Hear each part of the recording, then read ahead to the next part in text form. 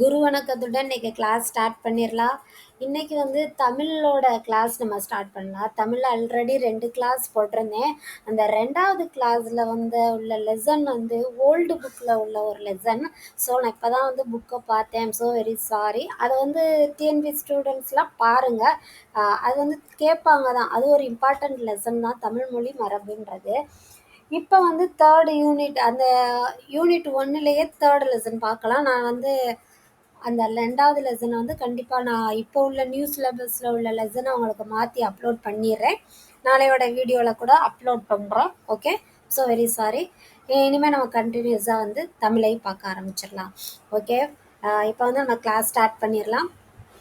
ஆக்சுவலாக இன்றைக்கி வந்து யூனிட் 1ல், அதாவது என்ன சொல்லலாம், அலகு 1ல் வந்து ஒரு 5 கொடுத்துருப்பாங்க இல்லையா, அதில் 3வது ஹெட்டிங் தான் இந்த தமிழ் வரிவடிவ வளர்ச்சி. அதாவது நம்மளோட எழுத்துக்கள் எப்படி வந்து வளர்ச்சி அடைஞ்சது அப்படின்னு சொல்லி தான் நம்ம என்ன செய்ய போகிறோம், பார்க்க போகிறோம். அதை தான் சொல்கிறாங்க. வந்து மனிதன் வந்து கருத்தை எப்படி சொல்லியிருப்பான், முதலாகவே எழுத்தை கண்டுபிடிச்சு எழுத்திருப்பாங்களா அப்படின்னா பார்த்தா அப்படிலாம் கிடையாது. வந்து என்ன பண்ணியிருப்பாங்கன்னா, சைகை பாஷையில தான் பேசியிருப்பாங்க. நமக்குன்னு ஒரு எழுத்துன்ற ஒன்று வந்து இருந்திருக்காது.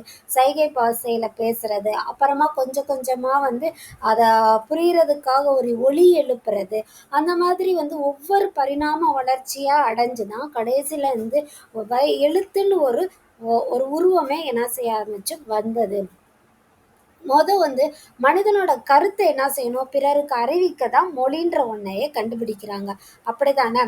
இந்த மொழி வந்து எழுத்துக்கள் வந்து வரி வடிவங்கள், அதாவது ஒவ்வொரு மொழிக்கும் வந்து இந்த வரி வடிவ வரி வடிவம் தான் என்ன சொல்றாங்கன்னா, எழுத்து வந்து பரிணாம வளர்ச்சி அடையுது இல்லையா, அதை தான் வரி வடிவங்கள். அந்த வரி வடிவங்கள் ஒவ்வொரு மொழிக்கும் வேறுபடுற ஒரே மொழியில கூட வரலாம். இப்ப நம்மளோட தமிழ் மொழி இருக்கு இல்லையா, தமிழ் மொழி எழுத்து வந்து இப்ப நம்ம பார்க்குற எழுத்து தான் நம்மளோட மூதாதையர்கள் காலத்திலே இல்லை அதுக்கு முன்னாடி உள்ள காலத்திலே இருந்துச்சா அப்படின்னா கிடையவே கிடையாது. அவங்க பலவிதமான எழுத்துக்களை பயன்படுத்தியிருப்பாங்க. அது பரிணாம வளர்ச்சி அடைய அடைய வந்து இப்போ வந்து நம்ம யூஸ் பண்ற இந்த எழுத்துக்கள், நம்ம பயன்படுத்துகிற இந்த வரிவடிவ எழுத்துக்கள் வந்து இப்பதான் வந்து வந்திருக்கு. ஓகேவா? இதுக்கு முன்னாடி அந்த எழுத்துக்கள்லாம் கிடையாது. அதை தான் இந்த பாக்ஸ் பாயிண்ட்ல சொல்லியிருக்காங்க. நம்ம அதை என்னன்னு தெரிஞ்சுக்கணும் அப்படின்றத சொல்லியிருக்காங்க. அடுத்து எழுத்துக்களோட தோற்றம் எப்படி வருதுன்னா, என்ன பண்றாங்கன்னா, எழுத்துக்கள் வந்து எப்படி ஸ்டார்ட் பண்றாங்க, நம்ம எழுத்து ஏன் வந்தது அப்படின்னு யோசிச்சோம்னா, நமக்கு முன்னாடி உள்ளவங்களுக்கு வந்து நம்ம சைகை பாஷை சொன்னா புரியும். இப்போ இதை எடுன்னா நம்ம இப்படி ஒரு சைகையில் இதை எடு அப்படி சொல்கிறதுக்கு இப்படி நம்ம வாய் திறந்து சொல்லணும், இல்லை நம்ம ஒரு லாங்குவேஜ் பேசி புரிய வைக்கணும்னு கிடையாது. அதுக்கு சைகையிலே நம்ம சொல்லலாம்னா, அதை எடு அப்படின்னு நம்ம மீன் பண்ணலாம். அங்கே போ, தள்ளி போன்றதை நம்ம கண்ணை வச்சு அங்கிட்ட விரலை வச்சு நம்ம இப்படிதான் செய்வோம், அங்கிட்ட தள்ளிப்போ, இல்லை இங்கே வா அப்படின்ற மாதிரி நம்ம சைகையிலே சொல்லலாம். அதுக்கு முன்னாடி என்ன பண்ணுறாங்கன்னா, எழுத்து எழுத்து எப்படி உருவாகுது அப்படின்னு நம்ம பார்க்குறோம். சரியா? நமக்கு பின்னாடி உள்ளவங்களுக்கு எப்படி சொல்லுவோம், முன்னாடி உள்ளவங்களுக்கு சைகை பாஷை ஓகே. நமக்கு பின்னாடி உள்ளவங்களுக்கு ஒரு விஷயத்த புரிய வைக்கணும்னா அவங்களுக்கு சைகை பாஷை சொன்னால் நம்ம ஃபேஸ் ஃப்ரண்ட்டில் இருக்கும், பின்னாடி உள்ளவங்களுக்கு புரிகிறதுக்கு முடியாது. ஸோ அதுக்கு ஒரு சவுண்டு வேணும் இல்லையா, ஒரு சவுண்டோ ஒரு எழுத்தோ வந்து தேவைப்படுது. அது நம்மளோட எண்ணங்களெல்லாம் வெளிப்பாடு கொண்டு வர்றதுக்கு அந்த எழுத்தோட தொடக்க நிலை தான் வரி வடிவ எழுத்துக்களோட தொடக்க நிலை என்ன பண்ணுறாங்கன்னா, பாறையிலே சுவர் இருக்கு இல்லையா, பாறை சுவர்கள், குகையோட சுவர்கள்லாம் சுவர்ன்னு சொல்லுவோம்ல, வீட்டை சுற்றி இருக்கிற சுவர், அதே மாதிரி பாறைகளில் சுவர் இருக்கும்ல, அதுலலாம் எழுத்துக்களை வச்சு எழுத ஆரம்பிக்கிறாங்க. தொடக்க காலத்தில் நான் சொன்ன மாதிரி தான் ஒளியை வச்சு ஒளி வடிவத்தை வந்து பயன்படுத்துகிறாங்க. பொருளை வந்து ஓவிய வடிவமாக எழுதுறாங்க. இந்த படத்தில் உள்ள ஃபிகரை பாருங்க, எல்லாமே ஜஸ்ட் ஒரு டயக்ராமாக தான் இருக்கும். இதில் ஒரு அம்பை வச்சு ஒரு மானை வந்து எய்கிற மாதிரி இருக்கு இல்லையா, ஒவ்வொன்றுமே அவங்க வந்து ஓவியங்கள் மூலமாக என்ன செய்கிறாங்க, புரிய வைக்க முயற்சி பண்ணுறாங்க. அடுத்த தலைமுறைகளுக்காக இருக்கட்டும், அப்படிதான் எழுத்துக்கள் வந்து அப்படிதான் உருவானது. அதை வந்து ஓவிய எழுத்துன்னு சொல்லுவாங்க. ஓவியங்கள் மூலியமாக எழுத்தை வந்து நமக்கு புரிய வைக்கிறாங்க. சரியா? அடுத்து வந்து ஒளிவடிவ எழுத்து அப்படின்னு பார்க்க போகிறோம். ஒளிவடிவ எழுத்து என்னன்னு பார்த்தோம்னா, ஒவ்வொரு வடிவமும் வந்து ஒவ்வொரு ஒளியை வந்து எழுப்புறதா இருந்துச்சு இல்லையா, ஒரு சொல்ல குறிக்கிறதா இருந்துச்சு.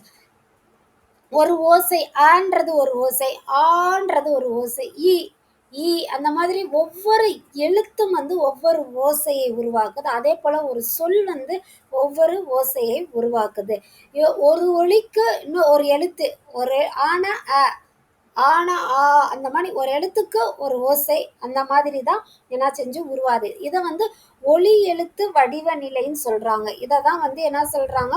ஒலி எழுத்து வடிவ நிலை அப்படின்னு சொல்றாங்க.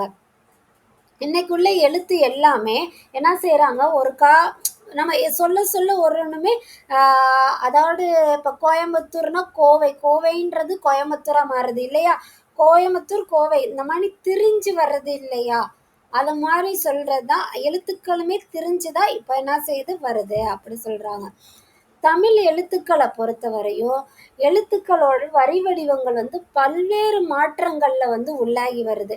சரியா? இது அச்சுக்கலை வந்து தோன்றிய பிறகே தமிழ் எழுத்துக்கள் நிலையான வடிவத்தை பெற்றன.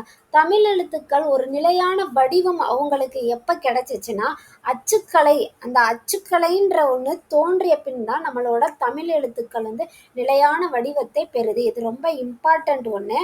அச்சுக்கலை தோன்றிய பிறகு தான் தமிழ் எழுத்துக்கள் என்ன செய்றாங்க? நிலையான வடிவத்தையே பெறுது அப்படின்னு சொல்றாங்க. தமிழ் எழுத்துக்களோட பழைய வடிவங்கள் எங்கெல்லாம் காணப்படுது நம்ம பார்ப்போம். ஆல்ரெடி இந்த பழமையான கோயில்கள்ல போனீங்கன்னா, அந்த கோயிலோட சுவர்கள்லயும், அந்த பாறைகள்லயும், அந்த செப்பேடுகள்லயும் கல்வெட்டுன்னு சொல்லுவோம் இல்லையா? அங்கலாம் வந்து நம்மளோட எழுத்துக்கள் வந்து எழுதியிருப்பாங்க. அது எந்தெந்த நூற்றாண்டுகள்ல எழுதியிருக்காங்கன்னு சொல்லியிருக்காங்க. ஓகேவா? 3ஆம் நூற்றாண்டு முதல் கிடைக்கின்றது. செப்பேடுகள் வந்து 7ஆம் நூற்றாண்டு முதல் கிடைக்குது அப்படின்னு சொல்லியிருக்காங்க. இதுல வரி வடிவங்கள் வந்து 2 வகையா பிரிக்கிறாங்க வரி வடிவத்த. ஒண்ணு வட்டெழுத்து, இன்னொன்னு தமிழி எழுத்து அப்படின்னு சொல்றாங்க. ரைட்டா? 2 வகையா வரி வடிவங்கள பிரிக்கிறாங்க. ஸோ அந்த பாக்ஸ் பாயிண்ட்ல என்ன குடுத்துருக்காங்கன்னு பாத்துரலாமா? தென் தமிழ்நாட்டில் கண்டுபிடிக்கப்பட்ட கல்வெட்டுகளில் பிராமி வரி வடிவத்துடன் தமிழி, தரமிழி, திராவிடி ஆகிய வரி வடிவங்களும் காணப்படுகின்றன. வரி வடிவங்களோட பெயர்கள் இங்க என்ன குடுக்குறாங்க? தமிழி, தரமிழி, திராவிடி அப்படின்னு சொல்றாங்க. சங்ககால கல்வெட்டுல வரி வடிவம் வந்து அசோகர் காலத்திய பிராமி வரி வடிவத்திலிருந்து வேறுபடுகிறது அப்படி சொல்றாங்க. சங்க காலத்துல இருந்தும் அசோகர் காலத்துக்கே மாறுபட்டு வருது அப்படின்னு போட்டிருக்காங்க. இது எப்படி எப்படி வருதுன்னு நமக்கு எப்படி தெரியும் அப்படின்னு பார்த்தோம்னா, ஐராவதம் மகாதேவன் அப்படின்றவரு அவரோட எர்லி தமிழ் எபிகிராபி அப்படின்ற ஒரு ஆய்வு நூல்ல அதை வந்து சொல்றாரு. பழந்தமிழ் வரி வடிவத்தை தமிழ் பிராமி என்றழைக்காமல் தமிழ் பிராமின்னு சொல்லாம அதை எப்படி சொல்றாங்க? தமிழி என்றோ பழந்தமிழ் என்றோ அழைக்க வேண்டும் என்று அவர் வேண்டுகோள் விடுக்கிறார் அப்படி சொல்லியிருக்காங்க. டிஎன்பிஎஸ்சி படிச்சீங்கன்னா அவங்களுக்கு இந்த தமிழி, பழந்தமிழ் அதெல்லாம் வந்து நோட் பண்ணி வச்சுக்கோங்க. அதெல்லாம் கண்டிப்பா கேட்பாங்க. 8th ஸ்டாண்டர்ட் ஸ்டூடெண்ட்ஸ்க்கு அவ்வளோ இம்பார்ட்டன்ஸ் கிடையாது. இருந்தாலும் நம்ம என்ன செய்யணும்? புரிஞ்சு படிக்கணும் இல்லையா? ஓகே. வட்டெழுத்துனா என்னன்னா, வளைந்த எழுத்து, வளைந்த கோடை வந்து வளைச்சு வளைச்சு எழுதுவாங்க. சரியா? இந்த முறை வந்து மிக பழமையான தமிழ் எழுத்து தான் இந்த வட்டெழுத்துன்றது. இது வந்து இக்காலத்துல எழுதப்படும் தமிழ் எழுத்துக்கள் பழைய வரி வடிவம் ஆகும் அப்படி சொல்றாங்க. இது எங்க சேர மண்டலம், பாண்டிய மண்டலம் ஆகிய காலங்கள்ல வந்து 8ஆம் நூற்றாண்டு முதல் 11ஆம் நூற்றாண்டு வரை கிடைக்கும் சாசனங்களில் வட்டெழுத்துக்களை அதாவது 8ஆம் நூற்றாண்டுல இருந்து 11 இருக்கு இல்லையா? அந்த நூற்றாண்டுல வரை எழுதின அந்த சான்றுகள் இதெல்லாம் கிடைக்கும்ல, அதுல வந்து மேக்சிமம் எது எழுதியிருக்காங்க? வட்டெழுத்துக்கள் தான் எழுதியிருப்பாங்க. முதலாம் ராஜராஜ சோழன் இருக்கார் இல்லையா? அவரோட ஆட்சி காலமான 18ஆம் நூற்றாண்டுக்கு பிறகு கிடைக்கும் கல்வெட்டுக்களை பழைய தமிழ் எழுத்துக்கள் இப்ப பார்த்தோம்ல பிராமி அப்படி சொல்லியிருக்காங்களா? அந்த மாதிரி எழுத்துக்கள் வந்து கிடைச்சிருக்கு. கடைச்சங்க காலத்தில் தமிழகத்தில் எழுதப்பட்ட எழுத்துக்கள் கண்ணெழுத்துக்கள் என்று அழைக்கப்படுகின்றன. கடைச்சங்க காலத்துல கடைச்சங்கம், இடைச்சங்கம்லாம் படிச்சிருப்பீங்களே கடைச்சங்கம். அந்த காலத்துல எழுதப்பட்ட தமிழ் எழுத்துக்களுக்கு என்னப்பா பேரு? கண்ணெழுத்துக்கள். அதை வந்து எது மூலமா அறியலாம்னா, சிலப்பதிகாரத்துல இடம்பெற்றிருக்க கண்ணெழுத்துப்படுத்த எண்ணு பல்பொதி அப்படின்ற தொடர்ல அறியலாம் அப்படின்னு போட்டிருக்காங்க. Okay right. வரி வடிவம் எப்படி வளர்ச்சி பெறுது அப்படின்னு பார்த்தோம்னா, தமிழ் மொழியில எல்லா எழுத்துக்களும் நாம இன்னும் அதே தான் சொல்றாங்க. நம்ம அப்ப பயன்படுத்தின மாதிரியே இப்ப இல்ல. இது வந்து காலத்திற்கேற்ப பல உருவ மாற்றங்கள வந்து அடையுது அப்படி சொல்லியிருக்காங்க. இவ்வாறு வந்து பல மாற்றங்களால ஏற்பட்டு எழுதப்படுறது, அந்த பொருளோட தன்மை, அழகுணர்ச்சி போன்றவன் தான் காரணமா அமைஞ்சுச்சு அப்படி சொல்றாங்க. பழைய காலத்துல எதுலலாம் எழுதுனாங்கன்னா, கற்பாறைகள்ல, செப்பேடுகள்ல, அடுத்து ஓலைச்சுவடி இருக்கு இல்லையா? அதுலலாம் என்ன செஞ்சாங்க? எழுதலாம். அப்படி எழுதியிருந்தாங்க. சரியா? அது வந்து அந்த தன்மைக்கேற்ப எழுதுனாங்க. இது இந்த பாக்ஸ் பாயிண்ட்ல பார்த்துக்கோங்க. தமிழ் மொழியை எழுத இருவகை எழுத்துக்கள் வழக்கில் இருந்தன என்பதை அறியலாம். அரிச்சலூர் கல்வெட்டு இருக்கு இல்லையா? அதுதான் இதுக்கு வந்து சான்று. எந்த கல்வெட்டு கேட்பாங்க, நல்லா ஞாபகத்துல வச்சுக்கோங்க. அரிச்சலூர் கல்வெட்டு. இந்த கல்வெட்டுல தமிழ் எழுத்தும் வட்டெழுத்தும் கலந்து காணப்படுது. இதுல என்ன எழுத்து காணப்படுதாம்? அரிச்சலூர் கல்வெட்டுல தமிழ் எழுத்தும் வட்டெழுத்தும் காணப்படுது அப்படின்னு என்ன சொல்லியிருக்காங்க? மென்ஷன் பண்ணியிருக்காங்க. பழங்காலத்துல உள்ள எழுத்துக்கள் எதுலலாம் எழுதியிருந்தாங்க? கற்பாறை, செப்பேடு, ஓலைச்சுவடி இதுலலாம் பொருட்களோட தன்மைக்கு ஏற்ப அதோட வடிவங்கள் வந்து அமைந்தன. பாறைகள்ல செதுக்கும்போது வளைகோடுகளை வந்து பயன்படுத்தும். பாறைகள்ல எழுதும்போது வந்து வளைச்சு வளைச்சு வந்து அவங்களால இந்த வளைகோடுகளால எழுத முடியல. அது ரொம்ப வந்து கஷ்டமா இருக்குன்றதுனால அவங்க என்ன பண்ண ஆரம்பிச்சாங்கன்னா, நேர்கோடுகளை வந்து பயன்படுத்த ஆரம்பிச்சாங்க. வளைகோடுகளை பயன்படுத்த கஷ்டமா இருக்கனால நேர்கோடுகளை பயன்படுத்துறாங்க. ஓலைச்சுவடி இருக்கு இல்லையா? ஓலைச்சுவடிலாம் படத்துலலாம் பார்த்துருப்பீங்களா? ஓலைச்சுவடி. அதில் வந்து நேர்கோடை பயன்படுத்துற கடினமாக இருக்கனால அங்கே வந்து வளைகோடுகளை பயன்படுத்துகிறாங்க. சரியா? பாறைகளில் வந்து வளைகோடு வளைச்சி எழுதுறது ரொம்ப கஷ்டமாக இருக்கும் இல்லையா? பாறைகள் அப்படி செதுக்கும் போது அதனால அங்கே நேர்கோடை பயன்படுத்துகிறாங்க. இங்கே ஓலைச்சுவடியில் நேர்கோடு பயன்படுத்துகிற கஷ்டமாக இருக்கனால அங்கே வளைகோடுகளை அதிகமாக பயன்படுத்துகிறாங்க. ஏன்னா சில எழுத்துக்களை வந்து அழகா காட்டணுன்றதுக்காண்ட அதோட மேற்பகுதியில குறுக்கோடுகளை வந்து இடுறாங்க. குறுக்கோடுகள்ன்று இடுறாங்க. சரியா? இதே பின்னாடி வந்து நிலையா வந்து அமைஞ்சிருச்சு எழுத்துக்களுக்கு. புள்ளிகளும் எழுத்துக்களும் ஓவரா ஸ்பீடா போறேன்னா உள்ள ஓகேவா அப்படின்றத நீங்க வந்து கமெண்ட்ஸ்ல சொல்லுங்க.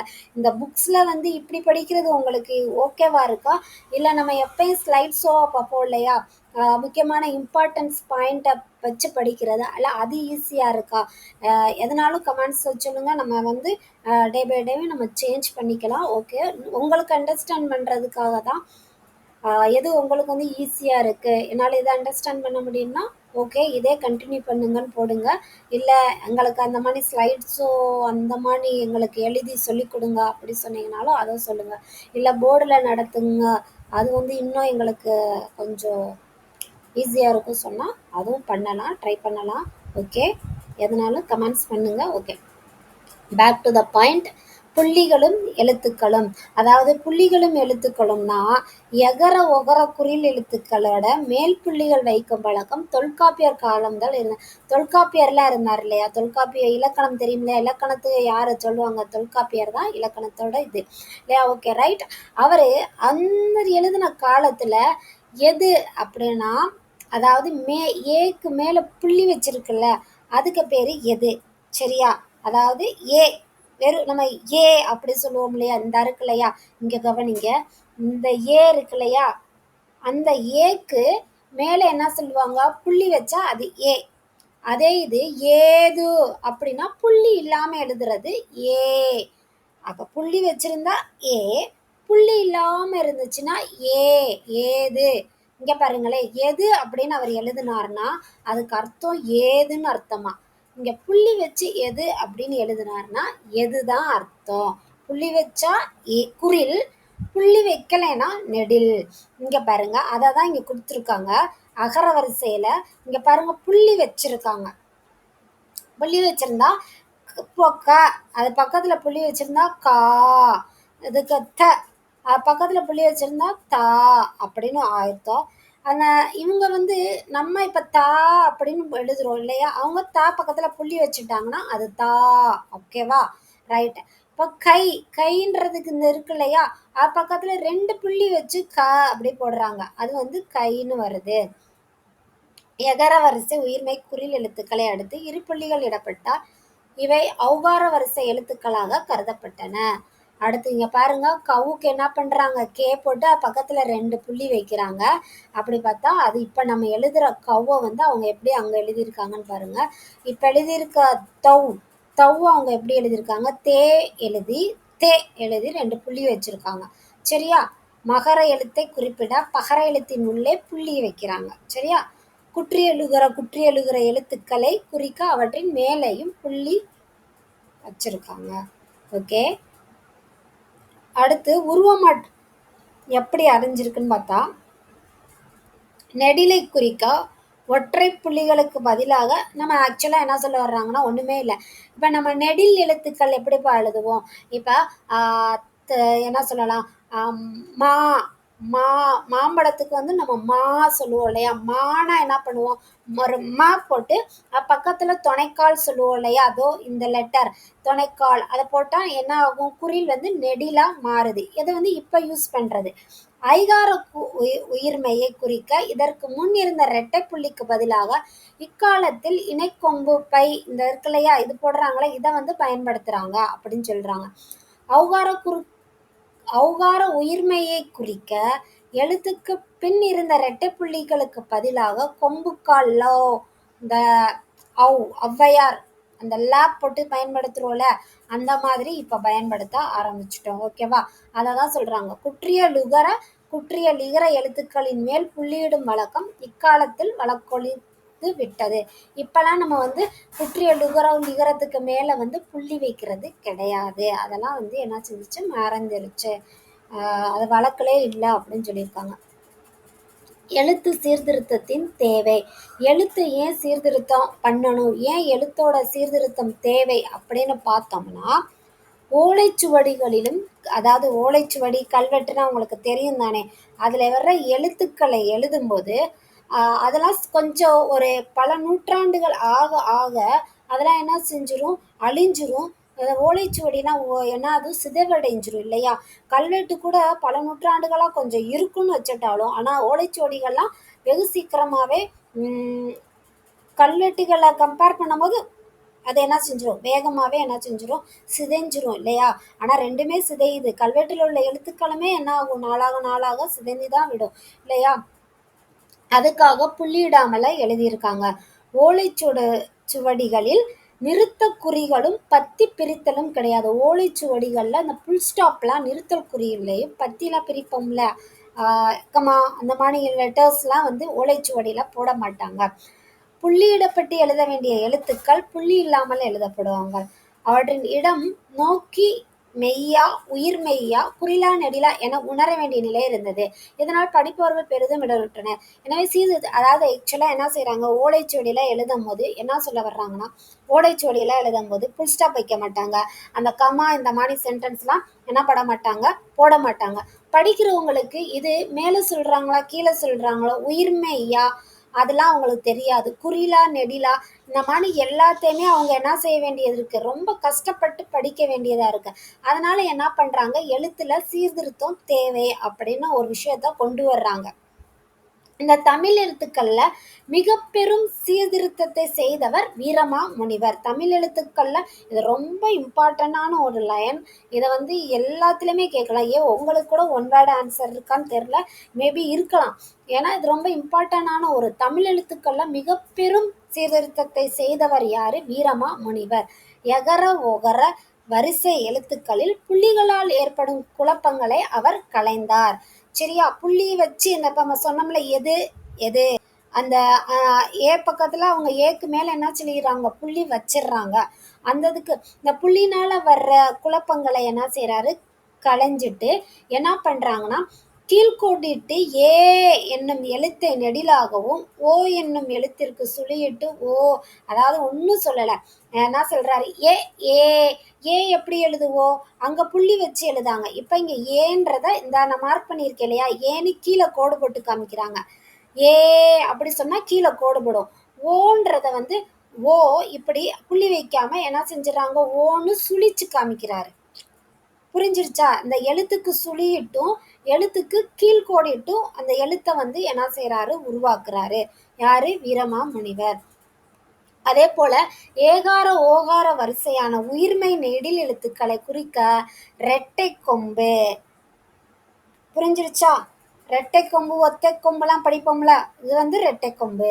ஒத்தை கொம்பு இந்த இருக்கு பார்த்தீங்களா, இது வந்து ஒத்தை கொம்பு. இந்த மாதிரிலாம் என்ன செய்வாங்க, இருக்கும், படிச்சிருக்காங்க. கொம்போட கால் சேர்த்து என்னது, கோவலன், ரெட்டை கொம்பு இதாக இருக்கு இல்லையா, ரெட்டை கொம்பு, கோவலன். இது வந்து கொல்லர். ஓகேவா, இந்த மாதிரி எழுதலாம்.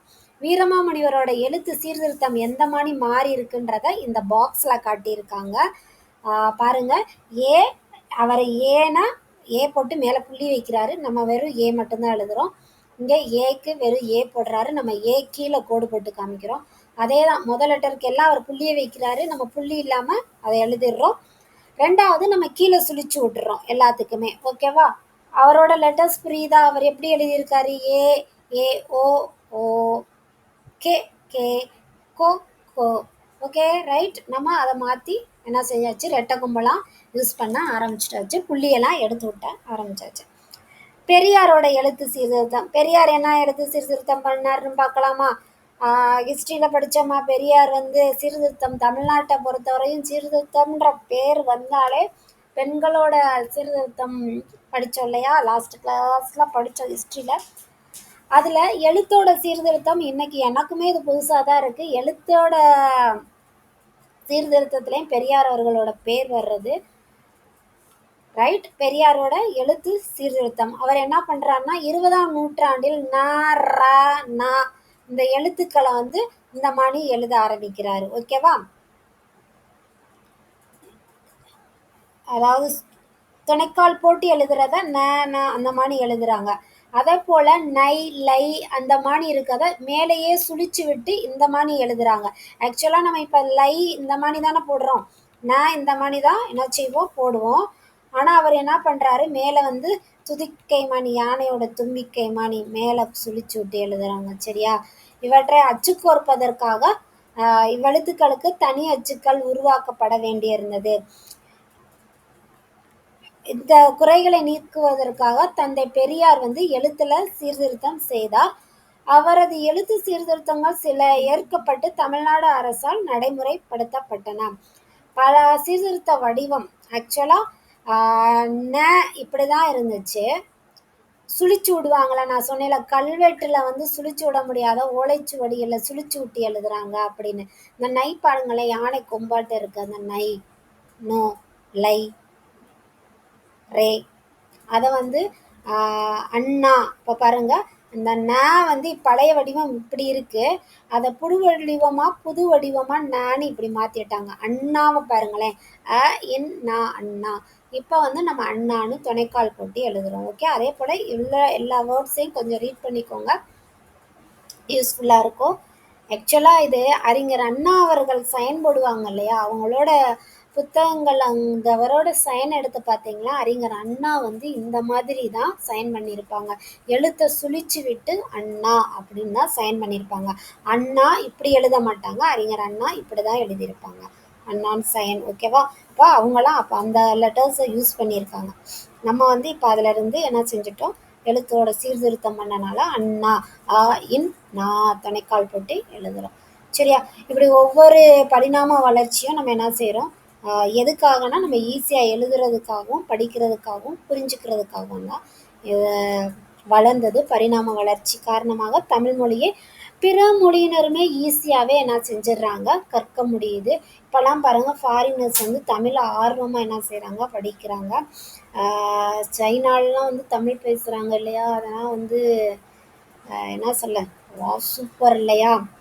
26 லெட்டர்ஸ் படிக்கிற இங்கிலீஷ் வந்து நமக்கு கஷ்டமாக இருக்குது. நான் 247 லெட்டர்ஸ் இருக்க தமிழ் வந்து எவ்வளோ ஒரு வேல்யூபுளான ஒன்று, நம்ம வந்து என்ன செய்யணும், அண்டர்ஸ்டாண்ட் பண்ணி படிக்கணும். ஓகே ரைட், நம்ம தமிழ் மொழி எப்பயுமே அது அழகான ஒரு மொழி. ஓகே, வாங்க சரியான விடையை தேர்ந்தெடுத்து எழுதுக.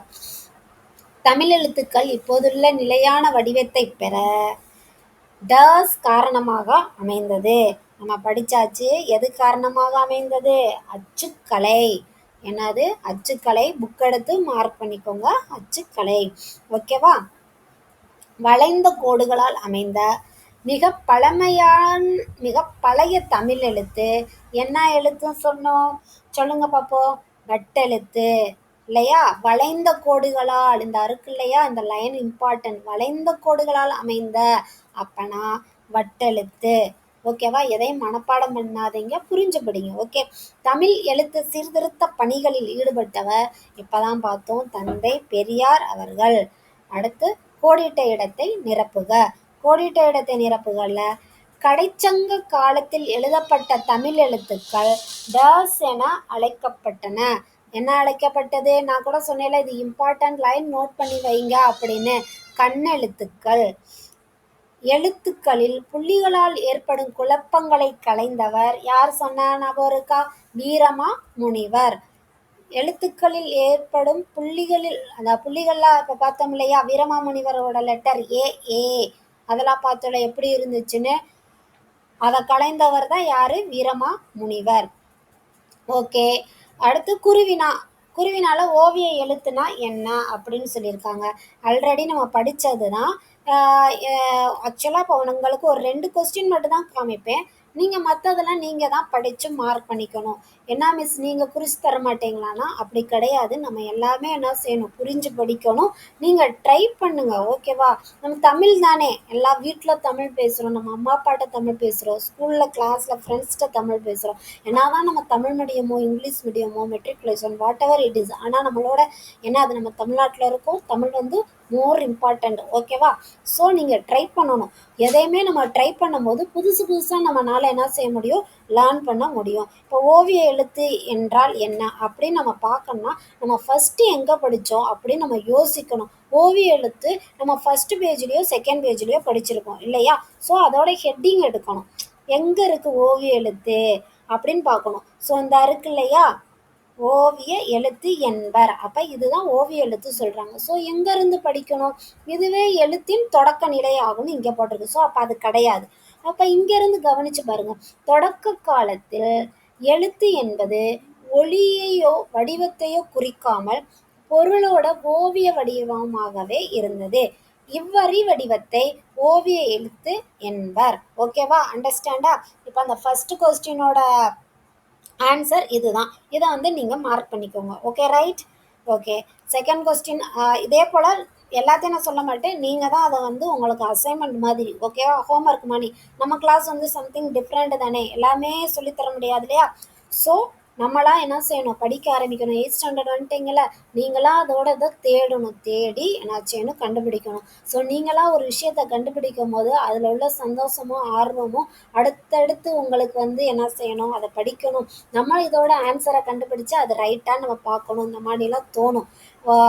நம்மளே இப்போ நோட் பண்ணி கொடுத்துட்டோம்னா அது ஓகே, இந்த 4 பேஜில் இது தானே அப்படின்ற மாதிரி என்ன செய்யும்? ஈஸியாக மாறிடும். ஸோ அது வேணாம். ஓகேவா? இப்போ ட்ரை பண்ணுங்கள். நீங்கள் ட்ரை பண்ணுங்கள். 8th ஸ்டாண்டர்ட் வந்துட்டீங்கல்ல, இனி வந்து இப்போ இருந்தே உங்களுக்கு என்னது பேசிக் தான். எல்லாமே நீங்களாக தேடி கண்டுபிடிக்க வேண்டிய ஒரு விஷயம் தானே. ஒளி எழுத்து நிலை என்றால் என்ன? ஒளி எழுத்து நிலை என்றால் என்ன? ஸோ ஓவிய எழுத்து ஒளி எழுத்தெல்லாம் நம்ம என்ன செஞ்சோம்? ஃபஸ்ட்டு படித்தோம் இல்லையா? ஞாபகம் இருக்கா? ஸோ அப்போ அந்த இடத்த தேடி நம்ம என்ன செய்யணும்? போகணும். ஒளி நிலை எங்கே இருக்குன்னு பாருங்க. ஒளி வடிவ நிலை.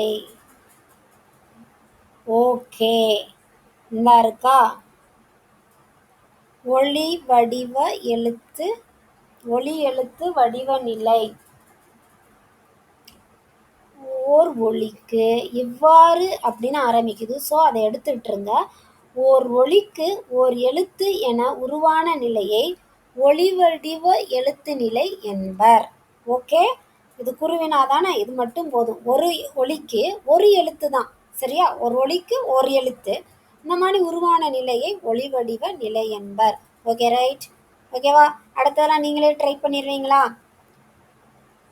ஓகே தானே? ஓகே, ட்ரை பண்ணுங்கள். முடியும் உங்களால். எனக்கு உங்கள் மேல் நம்பிக்கை இருக்குது. கண்டிப்பாக வந்து மார்க் பண்ணி படிங்க. தேடுங்க. இதே போல் இப்போ நம்ம தேடி படித்தோம் இல்லையா, அந்த லைன் எங்கே இருக்குது அப்படின்னு பாடுங்க.